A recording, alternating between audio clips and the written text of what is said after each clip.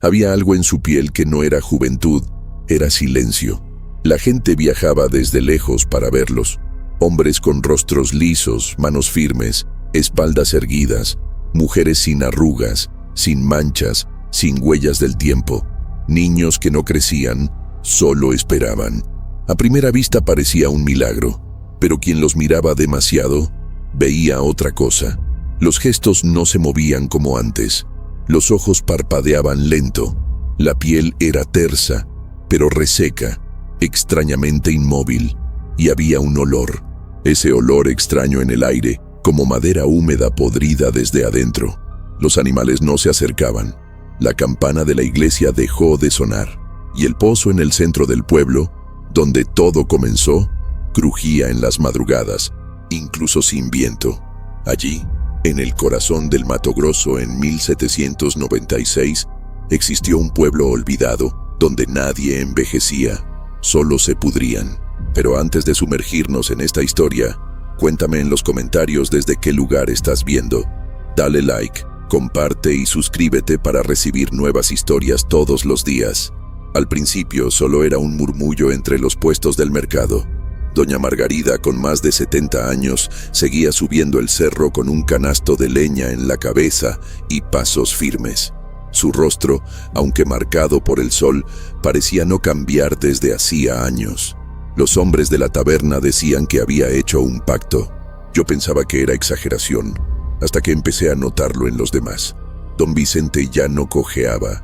Las manos del señor Antonio, antes hinchadas por la artrosis, ahora sostenían las manzanas con la fuerza de un joven, pero no era salud, era otra cosa.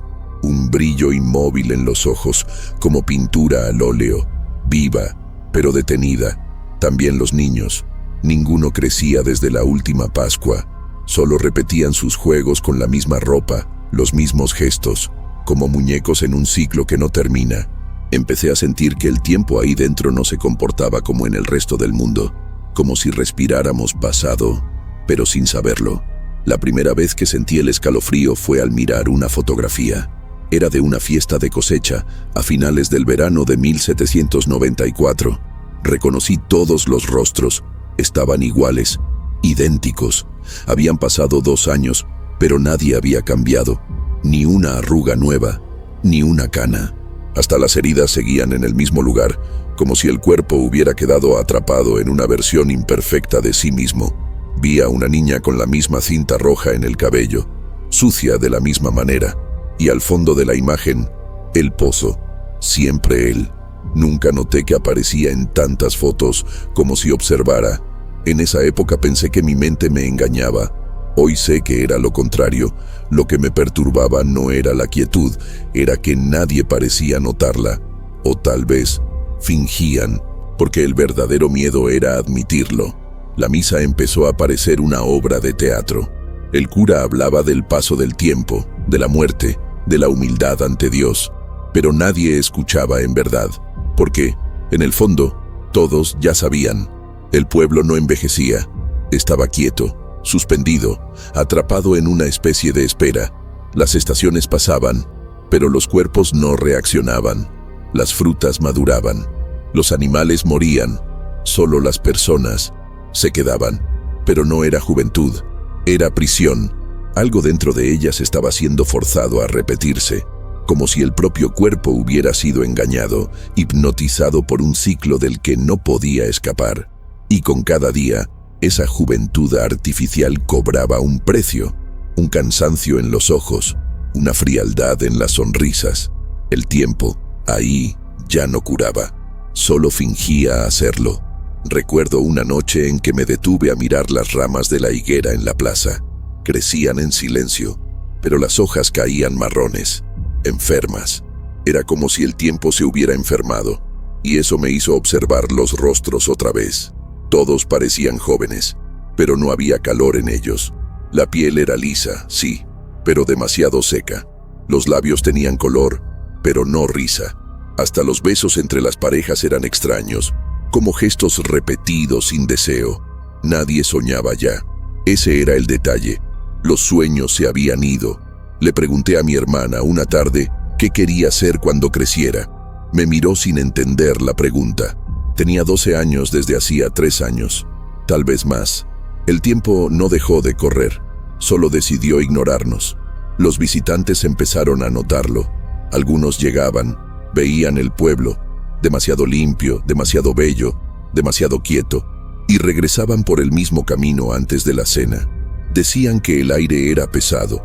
Otros lo encontraban encantador, se quedaban unas semanas y desaparecían sin dejar rastro. Nadie hablaba de eso. No había funerales ni despedidas, solo ausencias, como si la tierra misma se tragara a quienes osaban quedarse demasiado. Los comerciantes notaban que los productos no se descomponían tan rápido. Los espejos en las casas siempre estaban cubiertos con telas, y el agua del pozo siempre fría, incluso en los días más calurosos. Pero no era frescura, era ese frío que viene de dentro de la tierra, un frío que se pega a los huesos. Una mañana encontré a mi vecino parado, mirando la nada. Se llamaba Elías. Era un hombre fuerte, alegre, pero ese día simplemente estaba ahí, los ojos abiertos, sin enfoque. Su piel era perfecta, pero algo en su postura estaba mal. Lo llamé por su nombre, tardó en responder, dijo que estaba pensando en algo que había olvidado, y lo repetía. Sabía algo, pero lo olvidé, lo olvidé, lo olvidé. Era como si una parte de él se estuviera apagando por dentro, pero el cuerpo seguía ahí, intacto, vacío. Con el tiempo, otros empezaron a tener esos vacíos, pequeños apagones, gente que se perdía dentro del mismo pueblo donde habían nacido. Era como si los cuerpos siguieran caminando, pero lo que había dentro ya no estaba completo. Los animales fueron los primeros en reaccionar. Los perros empezaron a aullar por las noches, como si vieran algo que nosotros no. Los gatos desaparecieron del todo. Las gallinas dejaron de poner huevos. Había un olor constante en el aire, difícil de describir. No era putrefacción, no era enfermedad. Era un olor dulce, pero a descomposición antigua, como flores marchitas en un altar. Y el agua sabía a hierro. Los adultos decían que era por los caños viejos, pero ahí solo había pozo. Intenté no pensar mucho. Me dije que era solo sugestión, pero empecé a soñar con el pozo. Siempre el mismo sueño. Alguien me llamaba desde dentro, alguien que hablaba con mi voz, pero con otra intención. No era solo el cuerpo el que se detenía, también la memoria.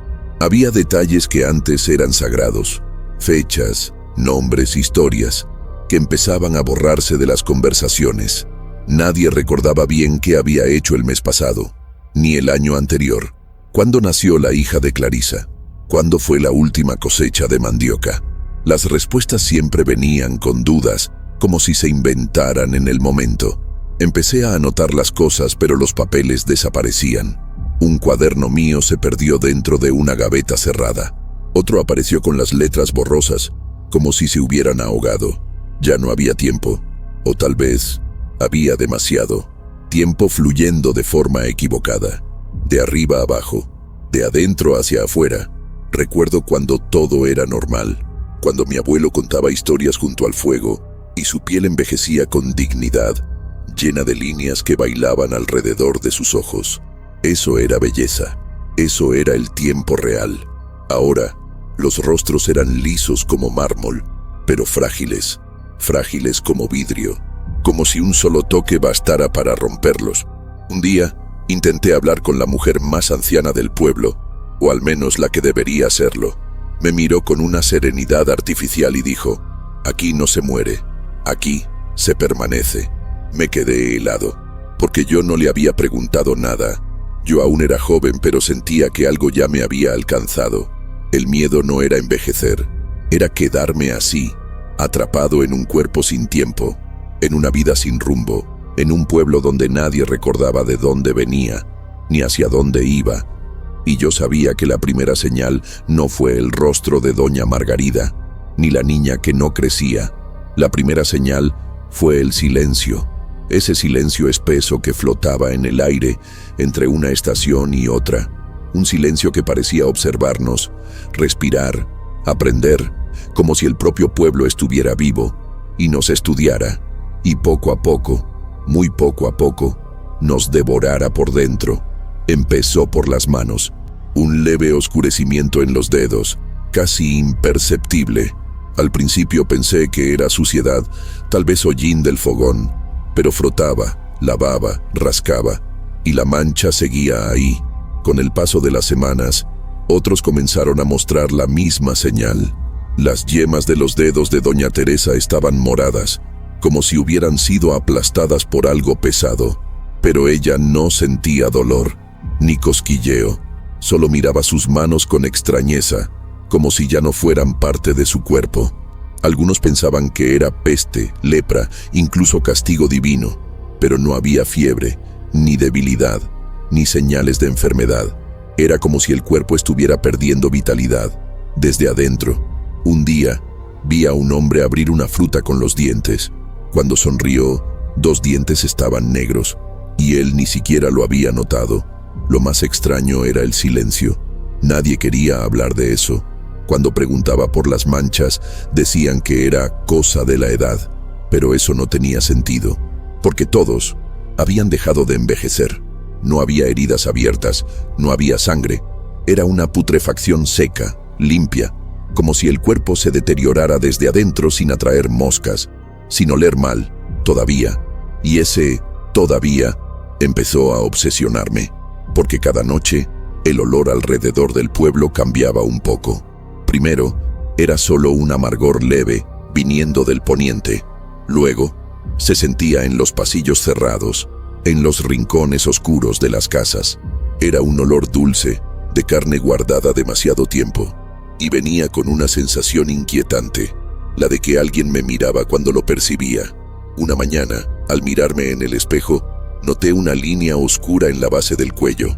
Era delgada, casi invisible, como si una sombra se hubiera deslizado por la piel. La toqué. No dolía, pero tampoco desaparecía. Al día siguiente, era más grande. Aquello me carcomía por dentro. Corrí a la casa de una curandera muda que todos llamaban Madre Gertrudis. Cuando le mostré la marca, se dio vuelta de inmediato. Tomó un trapo y cubrió el espejo del salón. Luego me hizo señas para que saliera, sin decir una palabra, con los ojos abiertos de par en par, como si hubiera visto algo que yo aún no veía. En ese momento entendí que ya no podía buscar ayuda entre los vivos. Lo que le estaba ocurriendo a nuestros cuerpos era un castigo o una advertencia. Las marcas comenzaron a expandirse, no en todos, pero sí en los que más tiempo habían bebido del pozo. Primero en los dedos, luego en las muñecas, detrás de las orejas, bajo los ojos, zonas discretas donde nadie miraba de inmediato. Era como si la podredumbre eligiera por dónde entrar. Un joven del molino entró en pánico al despertar con los talones duros, ennegrecidos, agrietados como madera vieja. Lloraba sin entender. No sentía dolor, pero ya no sentía calor en los pies. Decía que soñaba que caminaba por tierra seca y algo lo arrastraba hacia abajo. Las manos del médico, que atendía en la vieja capilla, comenzaron a mostrar el mismo síntoma, y él, en lugar de tratarse, desapareció, junto con todos los registros. La ropa empezó a ocultar más de lo que mostraba. Pañuelos en los cuellos, mangas largas pese al calor, guantes, sombreros. Cada uno escondía su parte oscura. Era como una nueva etiqueta social, no mostrar dónde tocaba la podredumbre. Algunos se adaptaban, decían que era una fase, que pasaría. Otros evitaban los espejos, se negaban a ver lo que el tiempo había dejado atrás. Y entonces vino el tacto.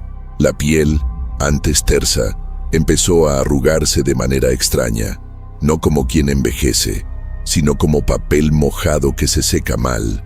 Los codos se endurecían, las rodillas se cubrían de costras, y todos seguían su rutina como si nada ocurriera. El pueblo sonreía con la boca cerrada. Los abrazos se volvieron raros. Encontraron a una niña dormida bajo la escalera de la escuela. Tenía 8 años, pero sus ojos estaban hundidos, como los de un anciano, y sus uñas se habían oscurecido hasta las puntas. No lloraba, solo murmuraba palabras que nadie entendía. como un idioma olvidado. Un pescador dijo que la niña hablaba con el pozo todas las noches, sentada en el borde, susurrando con las manos en el agua. Cuando intentaron alejarla, luchó con una fuerza brutal, mordiendo, arañando, gruñendo. Luego quedó inmóvil durante horas y después desapareció. Nadie volvió a hablar de eso. El pueblo comenzó a borrar nombres como si fueran trazos en la tierra. Empecé a temerle a los recuerdos. La carne empezó a reaccionar. En algunos, aparecían pequeños cortes en la piel sin razón, siempre en los mismos lugares. Los médicos, o lo que quedaba de ellos, decían que era piel frágil por el sol. Pero sabíamos que no era eso, porque las heridas no se cerraban como antes, no se infectaban, solo quedaban ahí, como grietas en cerámica. Una mujer fue vista en la carnicería con un paño ensangrentado cubriéndole el brazo. Ella sonreía, hacía sus compras, charlaba, como si nada pasara, y el paño goteaba. La gente miraba y fingía no ver. Ese fingimiento colectivo era lo más aterrador, porque en el fondo todos sabíamos, algo se había despertado. Un viejo documento del archivo municipal apareció bajo mi puerta días después. Era de 1732. Decía que esas tierras habían sido donadas a una familia noble, expulsada de Portugal por prácticas contrarias a la fe cristiana. Había una cláusula extraña. La tierra debía ser respetada y alimentada con ofrendas de continuidad. Aquello me heló la sangre, como si, desde el principio, el pueblo supiera que necesitaba dar algo a cambio para seguir existiendo. Y ahora que nadie moría, ¿qué estábamos dando exactamente? ¿Qué pedía el tiempo a cambio? Intenté escapar. Una mañana, antes del amanecer, preparé un caballo y seguí la ruta hacia el norte. Caminé horas, días quizás, pero todo era igual, los mismos árboles, los mismos sonidos, incluso el mismo olor. En cada curva, el mismo arroyo, la misma piedra. Era como caminar dentro de una pesadilla cosida con fragmentos de realidad. Cuando regresé, exhausto, noté que solo había pasado una tarde, y mi piel tenía una marca nueva en la base de la espalda, un punto oscuro, palpitante, que latía por las noches. Nunca volví a intentar salir. Comencé a escribir lo que veía, escondido, a la luz de una vela, en papeles viejos, en pedazos de madera, en el reverso de las cartas, porque sentía que el olvido era parte de la maldición. Las marcas eran el cuerpo tratando de avisar que algo andaba mal, pero el olvido era lo que nos impedía reaccionar. Si todos olvidaban, todo permanecía. La putrefacción se volvía la nueva normalidad, y eso era lo más aterrador. No morir, sino acostumbrarse a pudrirse. Aún me miro en el espejo a veces, pero no busco juventud, busco grietas, busco el momento en que dejaré de ser yo, y me convertiré en otra cosa. Yo estaba despierto esa noche, no sé decir por qué, tal vez por la luna llena, que derramaba demasiada luz por la ventana, o por el viento, que arrastraba hojas como si dibujara palabras en la tierra. Recuerdo un sonido sordo que venía desde abajo, como un lamento enterrado, casi orgánico. A las 3 de la madrugada exactas, todo enmudeció de golpe. Ni grillos, ni búhos, ni el gallo del vecino.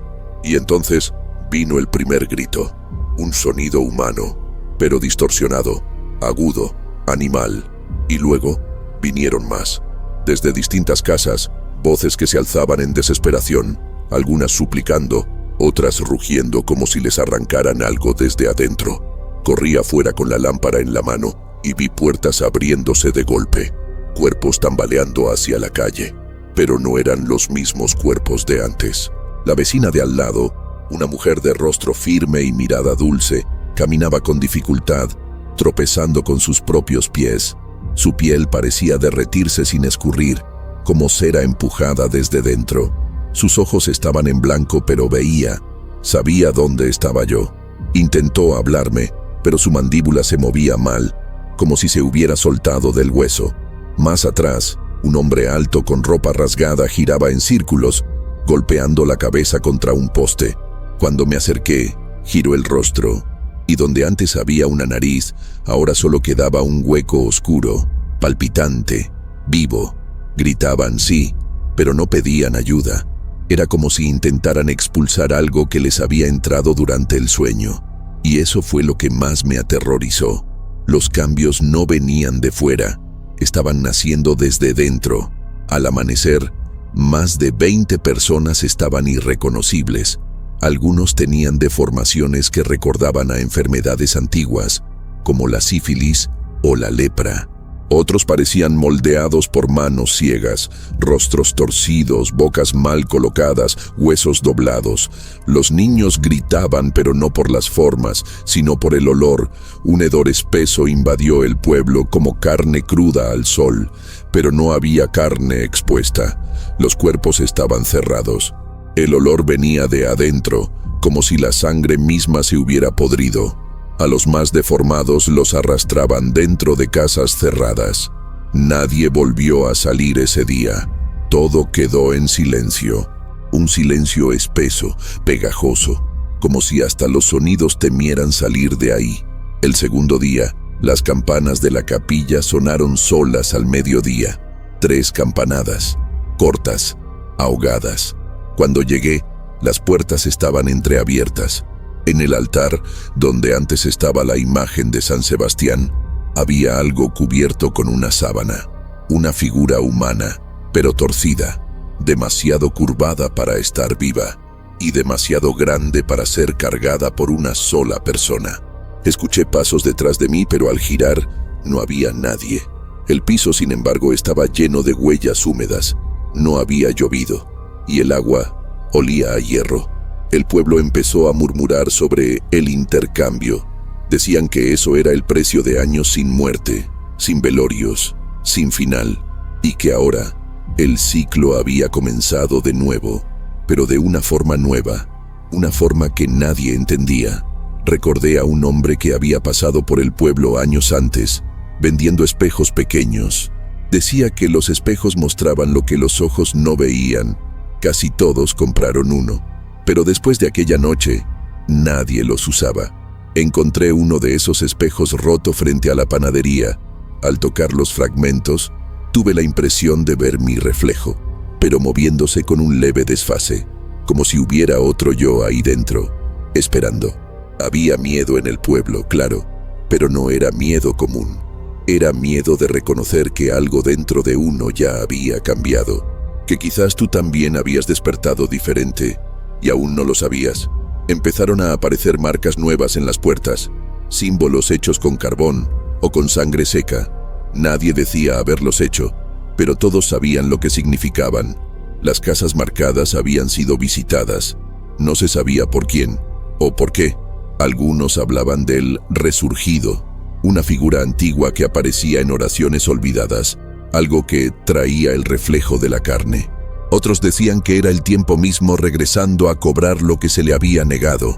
Lo cierto es que, tras cada noche de marcas, otro habitante despertaba deformado, y durante la semana, algunos desaparecían. Las casas seguían cerradas, pero por dentro solo quedaba el olor. Empecé a dormir armado, con un cuchillo bajo la almohada y clavos en las ventanas, no para protegerme de los deformados, sino de mí mismo, porque desperté un día con las uñas demasiado largas, negras, encorvadas hacia mis palmas. No recordaba haber dormido así, ni siquiera recordaba haber soñado, y mi voz sonaba más grave, como si algo en mi garganta hubiera sido reacomodado. Pasé días en silencio, temiendo escuchar mi propia respiración, temiendo notar que ya no era del todo mía, y mientras más me observaba, menos reconocía lo que veía, como si poco a poco mi cuerpo estuviera siendo ocupado. Un hombre fue quemado en la plaza. Dijeron que se había desvirtuado, que su carne ya no era humana, que sus ojos parpadeaban en direcciones opuestas y que su piel no sentía dolor. Nadie sabe quién encendió la hoguera. Solo lo encontraron atado, ardiendo, al amanecer del viernes, y a su alrededor un círculo de sal. Nadie lloró, nadie apagó el fuego, Fue como si todos entendieran que aquello era necesario, una advertencia o un ritual, y esa noche llovió durante horas, pero el agua no tocó el suelo de la plaza, se evaporaba antes de llegar, como si el aire mismo lo rechazara. En la escuela retiraron todos los libros, los niños ya no escribían, las palabras empezaron a desvanecerse, frases cortas, olvidos simples, pero demasiado frecuentes. Una niña escribió su nombre al revés, sin darse cuenta. Otra comenzó a hablar en un idioma que nadie conocía. El maestro, un hombre reservado y estricto, se encerró en la sala de lectura. Dicen que lo hallaron 2 días después, con los ojos cosidos, y en las paredes, decenas de palabras raspadas con uñas, como si alguien intentara recordar algo que ya no existía. Esa noche, nadie durmió. Los sonidos dentro de las casas eran susurros, pero no venían de las personas, venían de las paredes. Noté que los deformados no enfermaban, no sangraban, no morían. Quedaban sentados, inmóviles, respirando apenas como muñecos olvidados. Pero había algo creciendo dentro de ellos, una especie de espera, como si no fueran el final, sino el comienzo de algo nuevo, algo que aún no tenía forma. Empecé a observarlos desde lejos, escondido, y una noche vi a uno de ellos sonreír, no a mí, al pozo, como si supiera que todo esto no era tragedia, era plan, era propósito. Y en ese momento por primera vez sentí que no había retorno, que el pueblo ya se había deformado por completo, y que quizás nosotros solo fuéramos la cáscara de lo que venía después. El pozo siempre estuvo ahí, en el centro del pueblo, rodeado de piedras viejas, musgo oscuro y un arco de hierro que nadie recordaba quién había construido. Era parte del paisaje, como la higuera de la plaza o el banco de madera frente a la tienda. Crecí escuchando que su agua era la más pura de la región, que quien bebía de ella nunca se enfermaba. Y era verdad. Durante años nadie tuvo fiebre, ni cólicos, ni tos, ni siquiera los ancianos.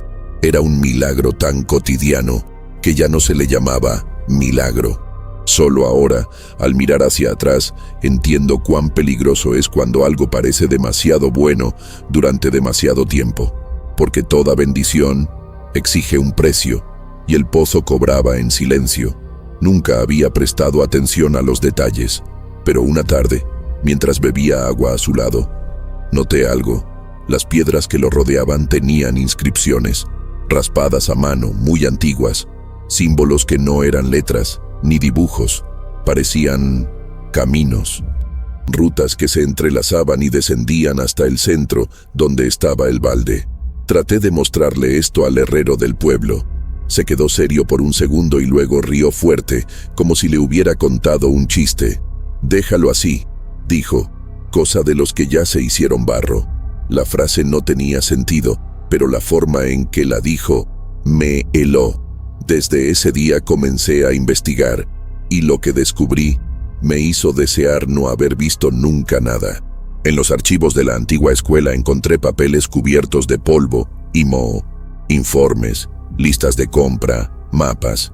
En uno de los cuadernos, una anotación suelta: «El agua nace limpia donde antes fue sellado». Me pareció algo simbólico, pero al lado había un dibujo del pozo, exactamente como es hoy, solo que el mapa estaba fechado en 1710. El problema: el pueblo fue fundado oficialmente en 1736. El pozo, entonces, venía de antes. Estaba allí antes que cualquier casa, camino o nombre. Y más inquietante aún, en otra hoja, un texto escrito a mano, con letras temblorosas, decía: «Cavaron, pero no hallaron agua, hallaron voz». Sentí un escalofrío tan profundo que dejé caer los papeles. El pueblo fue construido alrededor de algo que no era nuestro. Hablé con los más viejos. Muchos evitaban el tema. Uno de ellos, llamado Jacó, era mudo desde niño, pero cuando mencioné el pozo, hizo la señal de la cruz, al revés. Nunca había visto eso. Otra anciana, Benedicta, susurraba que el agua viene desde la tierra, sí, pero no de la tierra viva, de la tierra muerta. No entendí. hasta el día en que miré el agua con atención. No era transparente, era limpia, sí, pero espesa, casi aceitosa, como si llevara algo suspendido en su interior, y siempre fría, incluso en los días más calurosos, cuando la arena ardía, el agua del pozo helaba los dientes. Ese frío no era normal, venía de adentro, como si algo ahí se moviera lentamente. Una madrugada vi a Clarencio, el panadero, parado al borde del pozo. Lloraba, pero sus ojos estaban fijos en el agua como si le hablara. Al acercarme cayó de rodillas y murmuró. La volví a oír. Le pregunté qué había oído. Solo negó con la cabeza y dijo, «Mi madre está allá abajo, pero su madre había muerto hacía más de 20 años. Supe después que otros también oían voces, algunas familiares, otras extrañas, y lo que más me asustó, nadie lo encontraba raro. Era como si, con el tiempo, el pozo dejara de dar miedo y empezara a dar consuelo, como si fuera una boca abierta que ofrecía recuerdos a cambio de obediencia. No tardé en ver el patrón.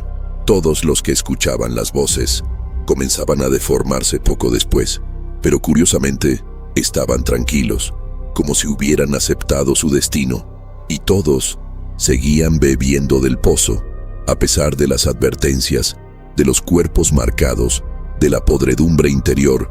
Volvían a él como quien visita un altar. Vi a una mujer lavar los pies de su hijo deformado con el agua de allí. Lloraba, pero decía que el agua sabe lo que hace. Esa frase me quedó grabada, porque entendí que todo el pueblo ya había aceptado el acuerdo. Solo yo seguía resistiéndome. Volví a los archivos. Encontré detrás de un libro de cocina una carta antigua, sin fecha, escrita por alguien llamado Anacleto.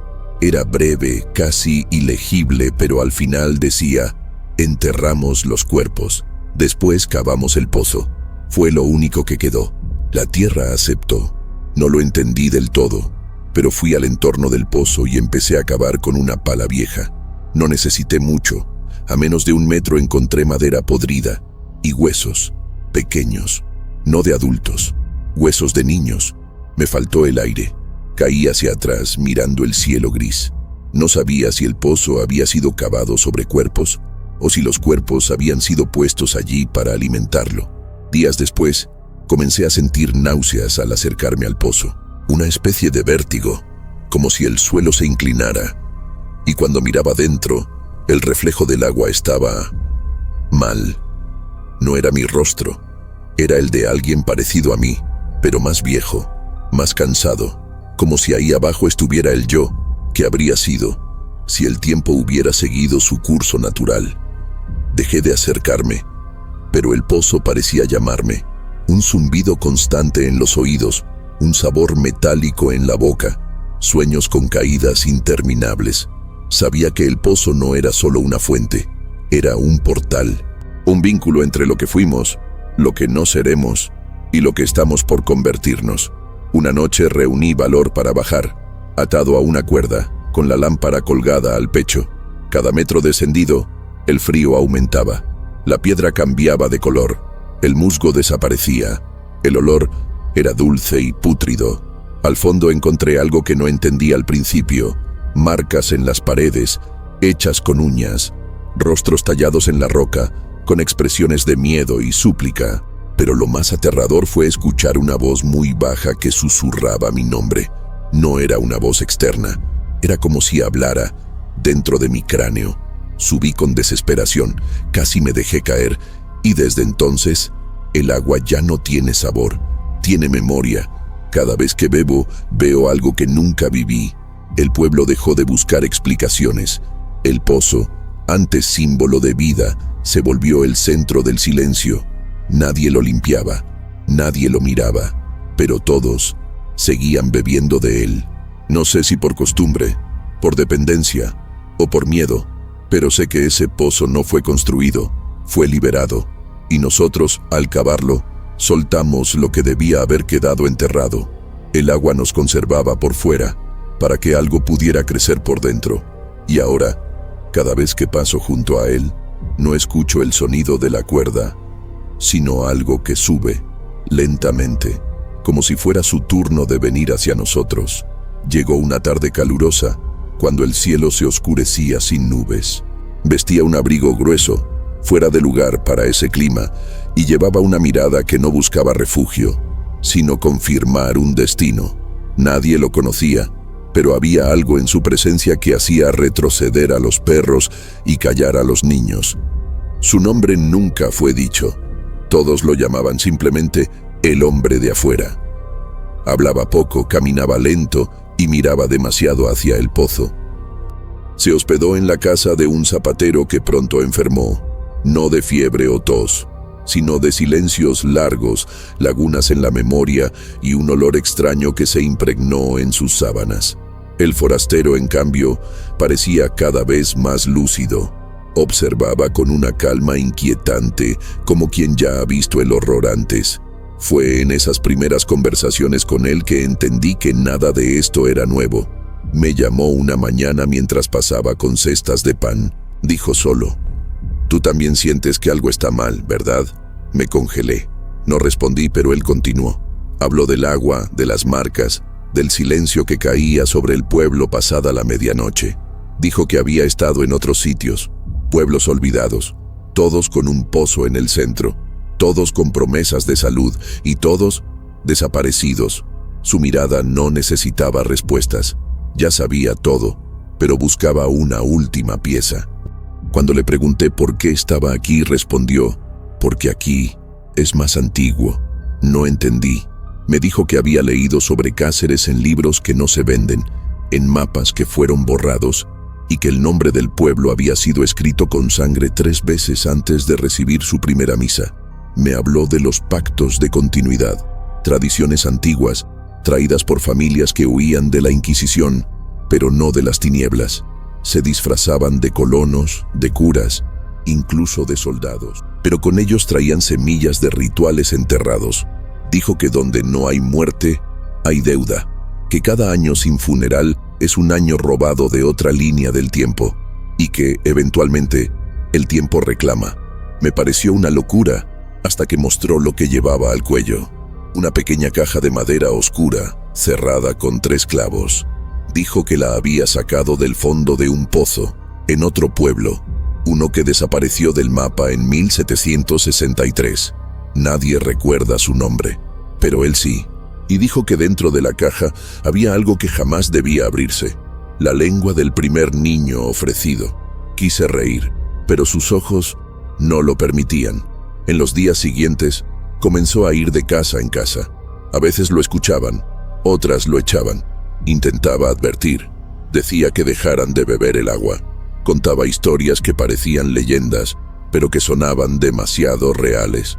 Decía que el pozo era un feto, algo que aún no había nacido, que el pueblo era el vientre, y que los habitantes ya no eran personas, eran tejido, estructura, parte del crecimiento de algo mayor. Decía que en poco tiempo los deformados dejarían de moverse y comenzarían a germinar. Escuché eso con el estómago revuelto. Aquello no era superstición, era un mapa invertido de la locura, y él lo conocía completo. El pueblo reaccionó, primero con silencio, luego con rechazo. El forastero comenzó a ser evitado, vigilado. El carnicero escupió a sus pies. Un grupo de hombres lo seguía a distancia. Los niños le arrojaban piedras. El agua de la casa donde dormía se secó. Alguien dijo que él era el responsable de las deformaciones, que su presencia era el catalizador del mal. Era más fácil culpar a un extraño que aceptar que el mal estaba en la costumbre, en la rutina, en los vasos que todos levantaban sin pensar. Él no se defendía, solo anotaba todo en un cuaderno pequeño, de tapa roja. Allí dibujaba el pozo, la plaza, las marcas. Decía que tenía que dejar un registro, que tal vez alguien más adelante lo encontrara y entendiera. Al 6º día, desapareció. Nadie lo vio partir. No hay registro de su salida. La puerta de su cuarto estaba entreabierta, pero intacta. El cuaderno, sin embargo, había sido dejado sobre la cama, abierto, con la última página escrita a mano. Él ya casi está completo. Vi su forma en el agua. Nada más. El zapatero no recordaba haberlo hospedado. Muchos decían que nunca existió. Algunos juraban que fue un delirio colectivo, pero yo lo sabía. Yo hablé con él, toqué la caja, sentí el peso, y más que eso, empecé a soñarlo, en el fondo del pozo, sonriendo con la boca cosida. Pasé días leyendo el cuaderno. Los dibujos parecían cambiar con el tiempo. Algunos detalles que no estaban antes comenzaban a aparecer, como si el papel también se hubiera contaminado. En una de las páginas, un plano del pueblo con los nombres de todas las familias. En rojo, los que ya habían desaparecido. En gris, los deformados. Y en negro, solo un punto. Mi nombre, sin símbolo, sin marca. Y una línea que salía de él, directo al centro del pozo. Con cada página la certeza crecía. Él no vino a advertirnos, vino a medirnos, a confirmar que ya era tarde. El pueblo dejó de hablar de él, como si la memoria se estuviera lavando. Los jóvenes no lo recordaban, los viejos lo negaban. La única prueba era el cuaderno que escondí bajo el suelo de la vieja escuela. Nadie más podía verlo, nadie más debía recordar, porque poco a poco entendí que recordar era el nuevo pecado. Quien recuerda, sufre. Quien recuerda, se deforma. Ese era el precio de cargar el eco de lo que se intentó borrar. Y ahora sé que él no fue expulsado, fue absorbido. El forastero que sabía demasiado se volvió parte de lo que intentaba detener. Y tal vez, en alguna capa más profunda de la tierra, aún esté luchando. A veces oigo pasos por la noche, pasos arrastrados. No golpes de animal ni del viento, son pisadas humanas, siempre deteniéndose frente a mi puerta, siempre esperando, como si aquello que vino de afuera ahora estuviera adentro, y yo supiera demasiado. La casa se alzaba en lo alto de la colina, donde el sol tardaba más en llegar y el viento parecía girar alrededor sin tocarla. Era la construcción más antigua del pueblo y la única que jamás había sido pintada.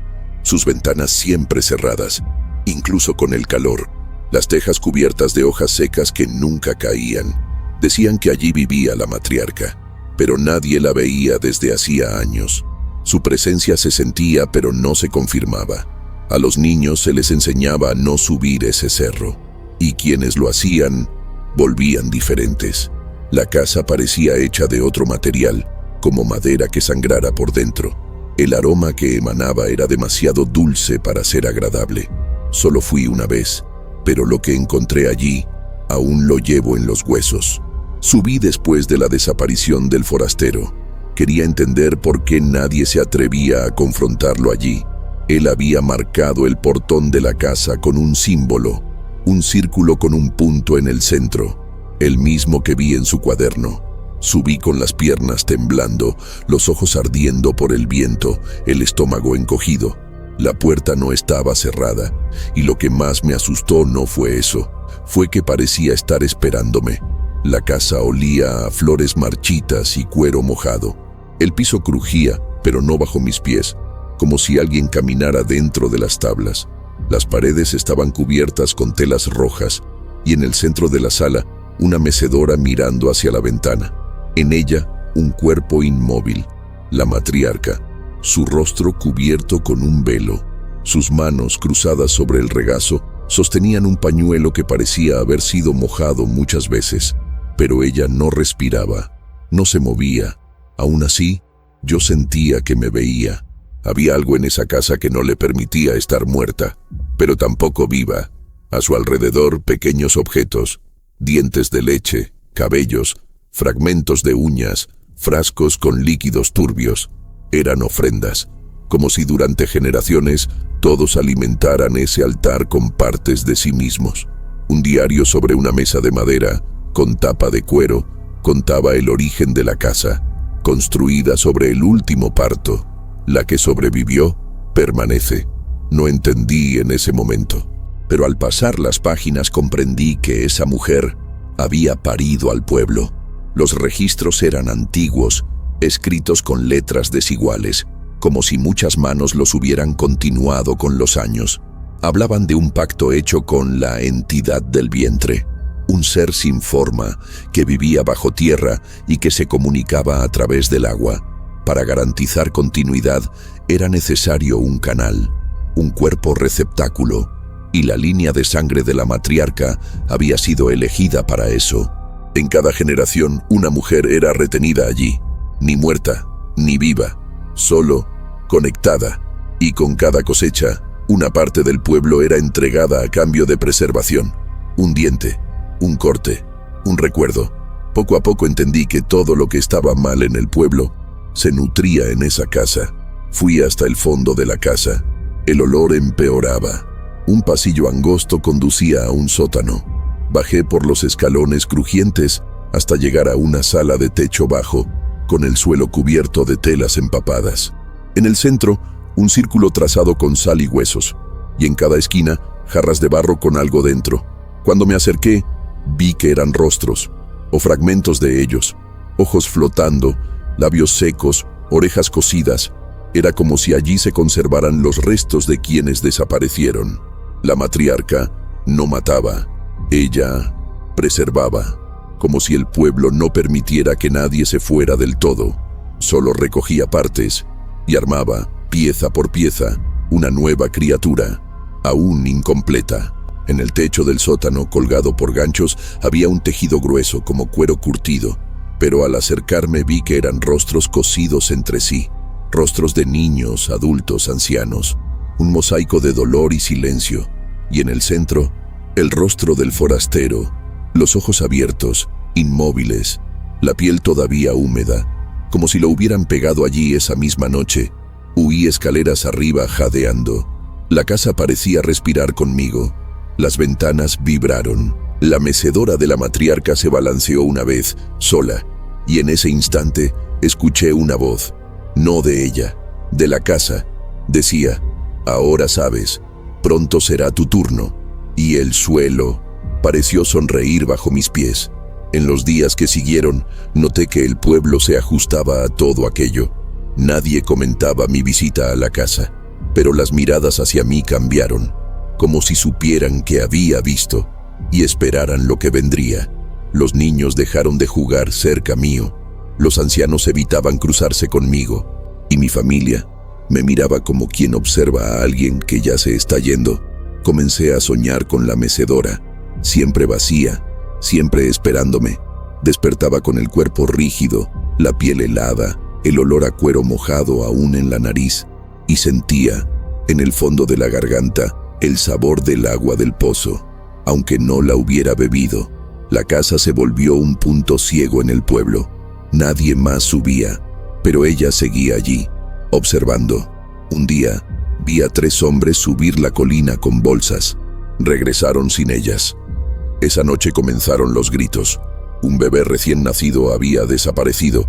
Dijeron que fue un lobo, pero todos sabíamos que no lo fue. Los pactos antiguos exigen renovación. El mal no sobrevive solo con silencio. Necesita alimento, y la casa de la matriarca era el altar donde todo se ofrecía. Ya no sabía si aquello era castigo, tradición o fe, pero entendía que esa casa era el corazón palpitante de lo que nos retenía aquí. Intenté quemarla. Llevé aceite, fósforos, coraje. Pero antes de encender la llama, la puerta se abrió sola, y la mecedora estaba vacía, como si me invitara, como si dijera, no quemes el templo, siéntate, continúa. Huí, corrí colina abajo como si el infierno me persiguiera, pero no necesitó hacerlo, ya estaba en mí.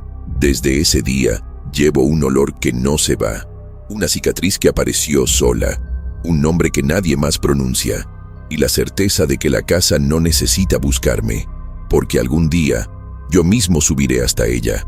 El día comenzó extraño, y decir eso es quedarse corto. El cielo estaba despejado, pero no había luz. Las sombras eran demasiado profundas y los sonidos simplemente no existían. Ni pájaros, ni campanas, ni perros. Incluso el viento parecía haberse retirado. Caminé hasta la plaza y noté que no había nadie. Las puertas estaban abiertas, pero las casas vacías. La ropa colgada en los tendederos se movía lentamente, como si alguien aún estuviera allí, oculto entre las telas.